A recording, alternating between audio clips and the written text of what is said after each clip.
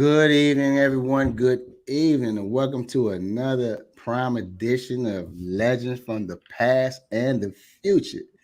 And boy, do we have one tonight, Roger and Ayana. We got a good one. How you doing, Ayana? I'm doing well. All is well. How's everything with you? Everything is okay. No complaints at all. What about you, Raj? How you doing, Raj? I'm doing good, man. I'm You doing good. doing? Just living life, spoiling them grandbabies. Yeah, yeah, My blessings. absolutely. Well, you know what? I'm not gonna keep our interview all out too much long. I'm gonna bring him in. We got a nice one coming up, and everybody coming to the stage is Mr. Brandon Gulley. Brandon, how you doing? I'm doing well. Thanks for having me, guys. Hey, Thank you. welcome, welcome. Thank you. Man, welcome to the show. Welcome to the show. So we happy to have you, Brandon. I'm gonna take you down the time tunnel. Okay. All Okay. right. All right. Now, tell us about your early experience. Where were you born? Where you from? From Annapolis, Maryland, born and raised. Born and raised. Born and Okay. raised. Now, what were some of the things that you enjoyed doing growing up? Spending time with family. I remember a lot of cookouts, aunts, uncles, Ralph Bunch, Don't go the to work. Roll, Annapolis Gardens, grandparents, great aunts. They lived there. Being babysat down Bywater Second Court, Miss Becky. Um, those were some impactful times in my life. Just being around a lot of people, friends who became family. Awesome, awesome, awesome. And did you play youth football? I played youth football. I played for PAL, so I only had an opportunity to play second and third grade. But I got too big, so I was third grade weighing 140. So, in order for me to play, I would have had to play with kids 3 or 4 years older, and I didn't play again until my freshman year in high school. Really? Yes. Really? Was there anybody in the neighborhood that you looked up to that just gave you that desire to want to play football? Hmm. Looks like we lost him. Yeah, we Oh, there lost he him. He is. There coming he back. is. My brother, he's 4 years older than me. Um, so interesting enough, I've seen or played in every high school football game at Annapolis High School from 1994 to 2000. My brother's 4 years older. He was a 3 year varsity player. So I remember going to watch his games as a sophomore, junior, and senior, and then coming into my high school career in 1997 to 2000. So my brother, I wore the same jersey number. I played the same position. I wanted to be just like him. Wow, wow, that's awesome. That's awesome. And you played 3 years at Annapolis High, all varsity. I was spoiled. I was pulled up to varsity as a freshman, but I Yeah. cried to go back down to JV because I was scared. Remember, I didn't play. I haven't played football since I was about in 8, 9 years old in third grade. So although I was a big kid, I wanted to go down to JV with my friends. So myself and a couple other freshmen who were on varsity, we went to the coach and said, hey, during those 2 days, like, listen, can we go back down to JV and play? So he granted us that, and we went back down to JV and played that freshman year on JV. But sophomore year, it was game on. Okay, okay. Who were your coaches in high school? Roy Brown, um, Larry Brogdon, Ken Dunn, and Dan Summey. Dan Summey, he came our senior year from South River, and Coach Fevers, Bill Fevers. You played for some legends, man. I did. Yeah, yeah, absolutely. Those were all Big Al disciples. Yes, sir. Yes, yes. So before I pass you over to Ayana, Jack Abrams said, "Good evening. How you doing?" Good evening. All yours, Ayana. All right, yeah. So you mentioned playing in high school. What was one of your most notable games? Like, tell us about one of those just major victories or some play or something that happened that you like that really helped you to understand that you were a good player. Um, I would say my junior year, first round playoffs against Damascus. We lost the game, but people who went to Annapolis High School, they know we ran the wing T offense, and we ran the same play during overtime, 21 sweep down the entire field, and we were able to score. But although we lost, that was kind of like a moment for me personally because I played pulling guard, so I was the lead blocker on that. So that whole series, I was basically a running back that just didn't get the ball, but I was able to block for that running back to get down the field. So I want to say junior year, that playoff game, even though we lost, that kind of set the stage for my senior year. And my senior year, that was probably my most impressive year as a football player. Awesome. Tell us a little bit about the program that you have now for athletes. So I'm the executive director of a nonprofit called Imagine an Athlete. It started because being a former coach, I was fortunate to coach at Annapolis High School from 2008 to 2014. Brian Brown, Joe Eads, Ray Butler, rest in peace, Coach Tommy Parker. They gave me an opportunity to be a part of a program, and I thought it was my duty to give back to Annapolis High School because they've done so much for me.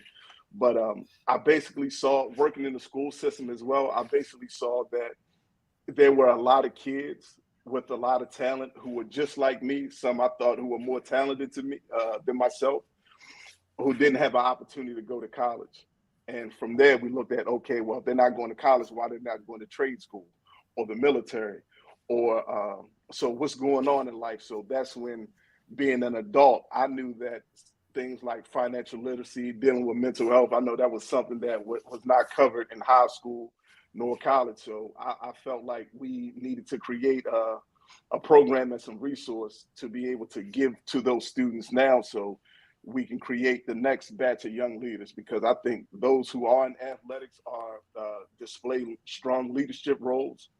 And in order to keep that going, we have to give back and pull those young men and women up. Awesome. Now, you mentioned mental health, and I read that you suffered some major losses early on in life. Tell us about that, and tell us how you actually got through those moments. Like, who was in your village? Who helped you through it? So my mom, she was paralyzed from the neck down since I was the age of 2. And she passed away at the age of 9. I have an older brother, passed away at a car accident at the age of 16, my junior year of high school. And my dad passed away 2015, the year my daughter was born. So growing up playing sports, I really didn't grieve as much, maybe because I was too young to understand what was really going on. I know I lost my mom, but when my dad passed, that's really when I really grieved both parents. But I had a lot of support. Like I said earlier, my friends are my family. So I had people named Shirley Womack, rest in peace, Miss Wendy Beavers. A lot of friends that I hung out with playing basketball, those ones who gave me rides to and from down Riva Road Pool. They fed me, they taught me, making sure you come over here, you're going to clean up, help me out as a young man. So, I'm a neat freak. And it's because as a young man, I would go over to my friend's house and they would make sure like, hey, you over here eating up my food and dirtying up my house. But we're going to make sure, when you're a grown man, you're going to be able to take care of you and your family and keep a tidy house. So I had a lot of friends and family all through high school, a lot of teammates giving me rides when I didn't have any, fed me before games, after games. And I'm one of those people. I'm big on relationships. I still talk to and hang with ladies and gentlemen that I've known since elementary school, and I'm talking first and second grade. Wow, that is amazing. I do have a couple more questions, but I think it's better to circle back around. So I'm going to pass it to Roger. Okay. Thank you so much. A lot of people you mentioned are relatives of mine: Brian Brown, Okay. Aubrey, Parker.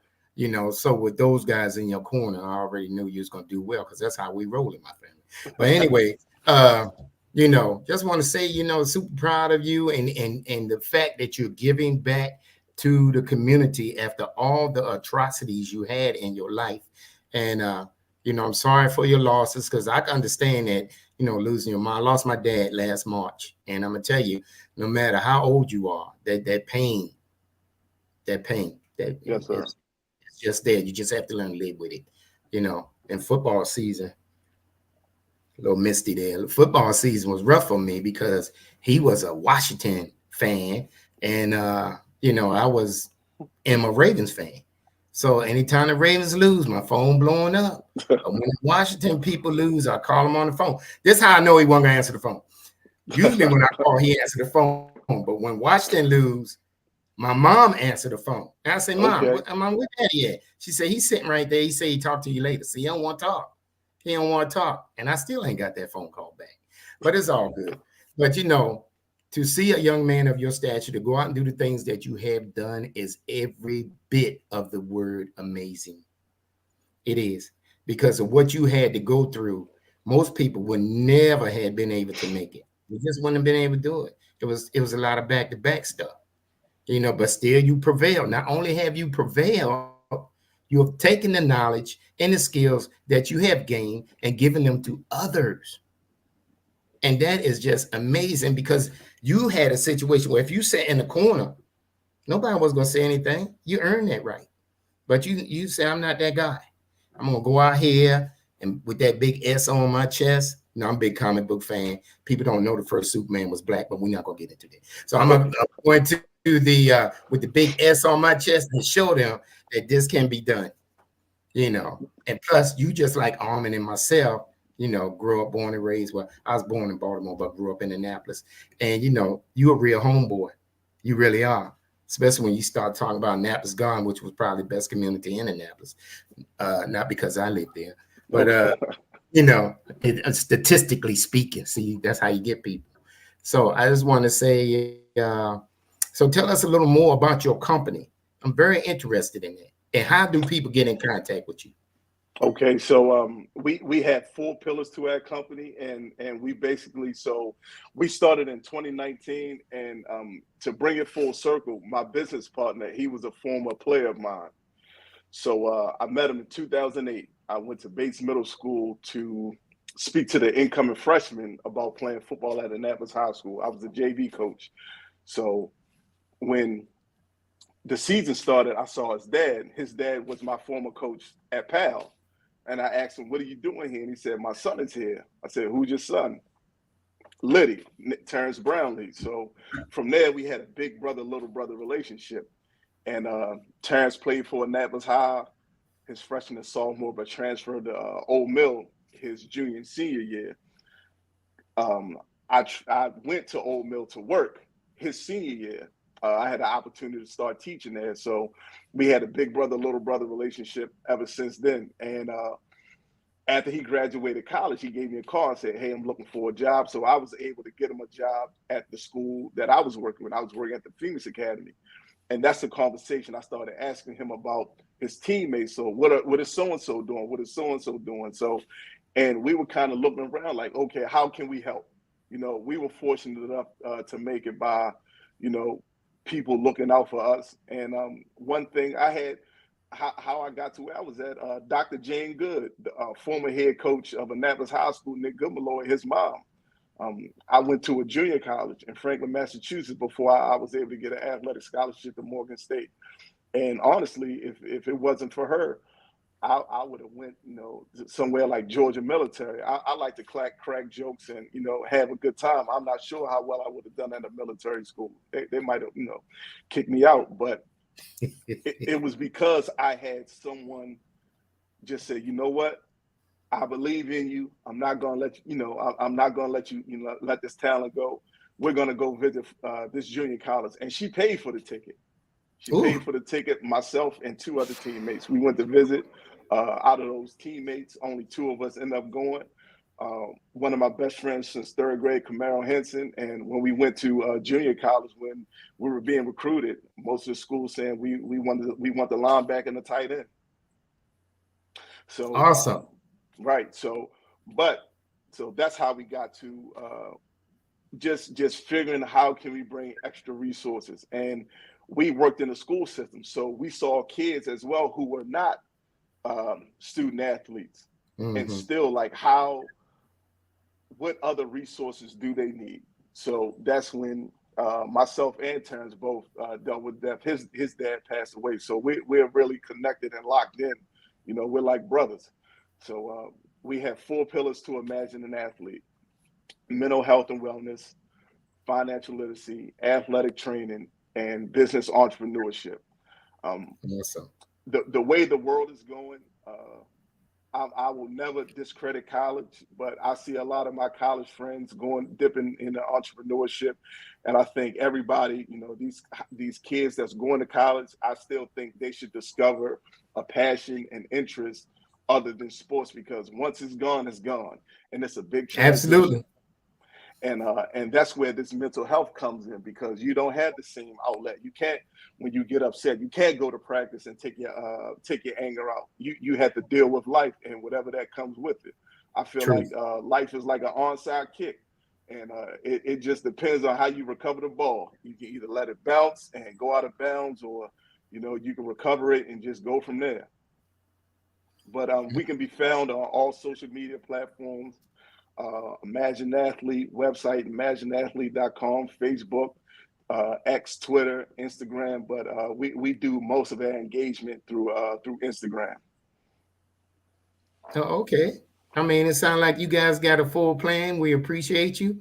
You know, now on the what do you have on the entrepreneurship for them actually? So what we do is we partner with different entrepreneurs, people that they can reach. And what I mean by people that they can reach, so right now we have every second Saturday. I work at Monarch Academy in Annapolis. This is my 17th year in education. So, but this is my 3rd year at Monarch Academy in Annapolis. I'm the dean of students for 4th and 5th grade. So every second Saturday we hold a learning lab series. And the reason why we started that, because initially we were doing a lot of athletic events. So we were doing combines, 7-on-7 tournaments, skills camps, but now everybody is doing it. So we had to go back to what we really, our core values as a program, and really educating and exposure for our young men and young women. Oh, that's great, man. You know, that giving back is awesome and can never be replaced. And like you say, the bonds that you build. Now, I'll get ready to turn you back over to Ayana, but before I go, I want to tell you something about the military. Armin and I both served in the military. And you can laugh and joke all you want to. You're just going to do a lot of push-ups. I'm telling you. I bet you I put at least 2 or 3 mountains at Fort Jackson, South Carolina, sitting up there laughing at people and all that other stuff. And then, you know, I still shudder when somebody say drop. You're doing them push-ups, but I'm gonna turn you back over to Ayana. Where he go at? There you go. There he is.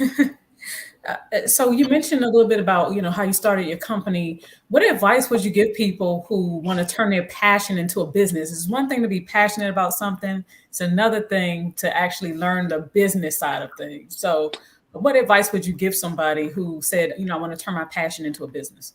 I would say seek mentorship.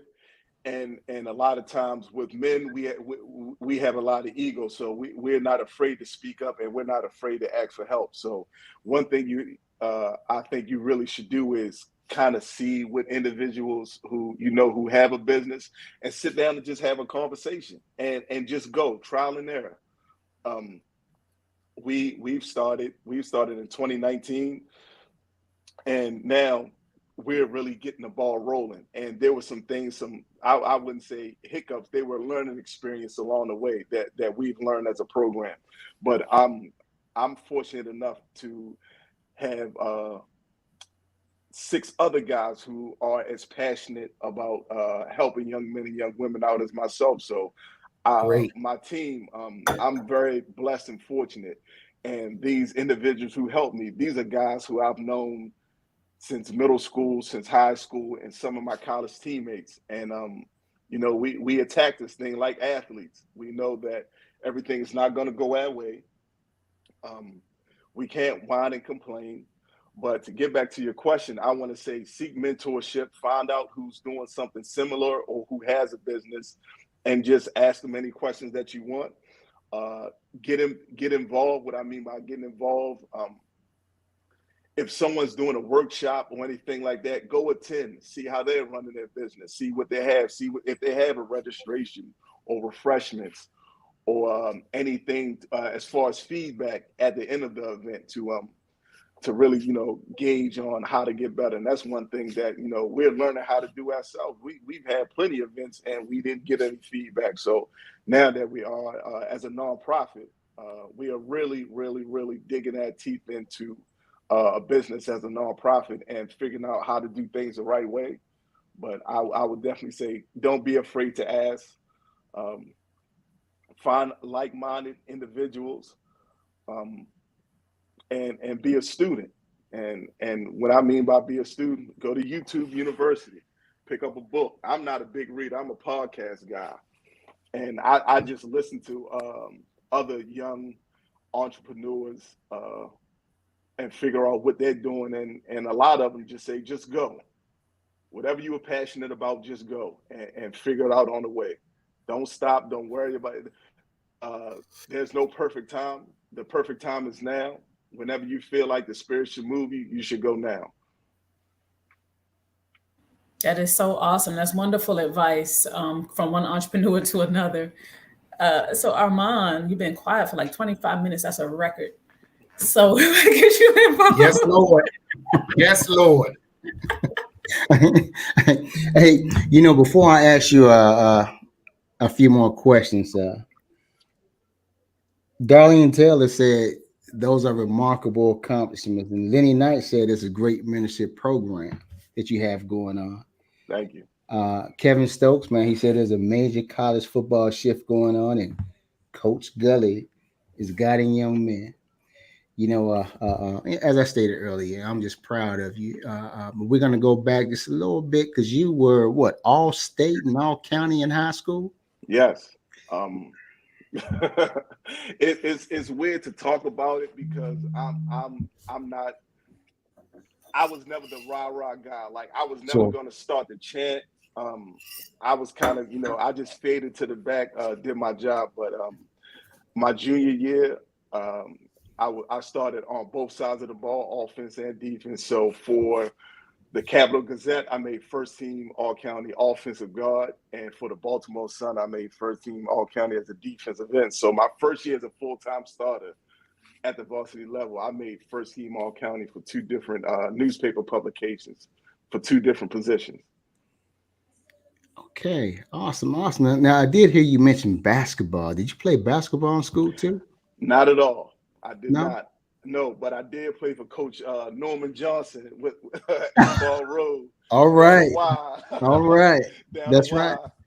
Oh no, the 14, 15 and under back the old wide days with the wooden benches. Yes.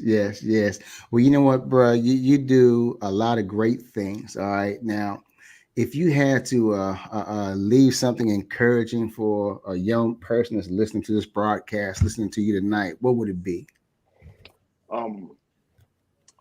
That you are only as good as the people you surround yourself with.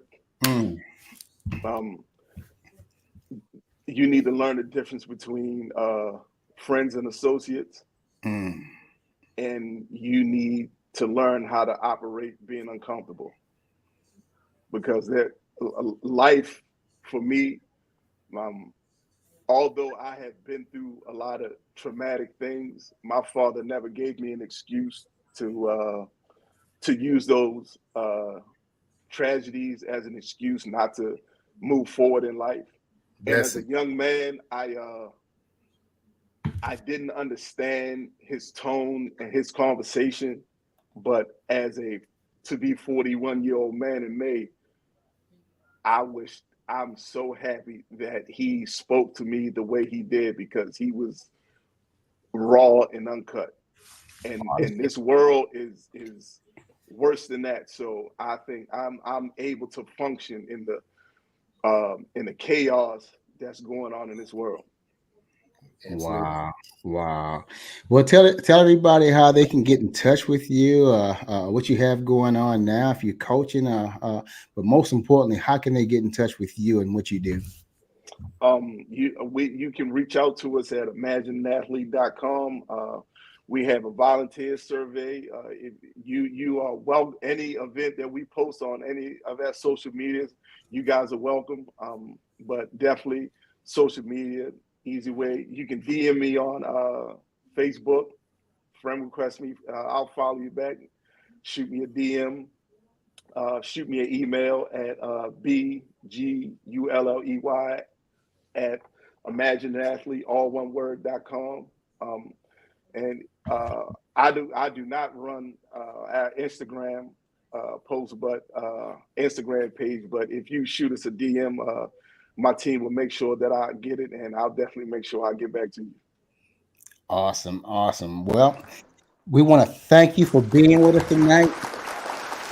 You know, Thank you. it was awesome, awesome having you. And we're gonna try to get you back in the near future. Let's do it. In May, we're doing our high school regional combine, and right now we are scheduled to do it May the 11th, Saturday at Bowie State University. Awesome. So that's a big accomplishment for us. Our first combine, we had it at an indoor location in Columbia, and then we had it at the Moose Lodge in Glen Burnie. Then we did it at Anne Arundel Community College. Now we're at Bowie State University. So, my goal next, Navy Stadium, University of Maryland, and then from there we're gonna be in NFL stadiums. Boom. That's what I'm talking about. Awesome, awesome. Anything you have that you want to leave with, Brandon, Ayana? Just thank you so much for joining us, sharing your inspiring story, and thank you all. Thank you for everything you're doing with the youth. Thank you. Awesome. How about you, Raj? Yeah, I gonna caveat off what Ayana said, but I got a couple of things real quick. I mean, so Armin played at Anne Arundel Community College, and he played at Annapolis. He's one of the best football players we had. What would it take to get some gear on both of y'all and y'all running and see who falls? I mean, I buy the equipment just to feel it. I already know what the outcome going to be, and then whatever the outcome going to be, I don't think it's going to be Armin. Even though I love him like a brother, but I'm definitely gonna blast that all over Facebook and everything. Look at Armin out there trying to do what he. Brandon gonna ring him. You know how you do it back and forth. Yeah, I would do that. But on the serious side, I would pay to see that. You have. Oh, I got it covered, sis. I just want to wait until it happens. Let's do it at Annapolis. Old one, bait. I mean, old one, because Armin and I went to Bates too, but it was just. We'll go old Annapolis field, right where that path, and just run him over. And once you run him over, don't look back. Just keep on running. Go straight to your car. Don't even look back. I got you. No, I got you. But I appreciate that. So because I already watched his son do it. I just want to see who else. But we really appreciate you taking your time to be on our show. We're up and coming, up and growing. One of our showmates is down right now. Miss Jeannie, but like I said, we why don't you friend us or Armin on Facebook, and Armin will give it to me, and I will pass your information through my network. Okay, and yes, then to help you guys out, because stuff like this is what we need to get out. Here's my problem with news media: they quick to put out the bad stuff, right? That's all the way up here, but the good stuff is way down here. So we may not be able to get it up here, but if we work as a group, we should be able at least to get it here, especially us people of color. I don't want to make this a race thing, because we do look good though. We don't really crack and stuff. But anyway, so I just want to say thank you again. I'm gonna pass it on back to Armin, and God bless my brother. Thank you. Hey, before we get out of here, Roger, your daughter said you get out there too. You talking smack about me. You need to get out there. Tell my daughter she's getting the whipping when I lay eyes on her. Don't care about her being no 40. I'm on my way to North Carolina with my baseball bat.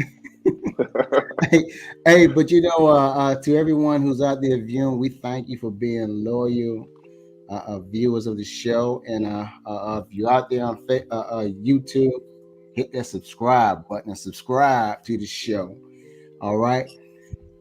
Brandon, thank you for being here, and we will welcome you back in the future. And everybody out there, thanks for joining tonight. Peace. Thank you. Have a good night. Peace. Thank you for watching. Thank you, everybody.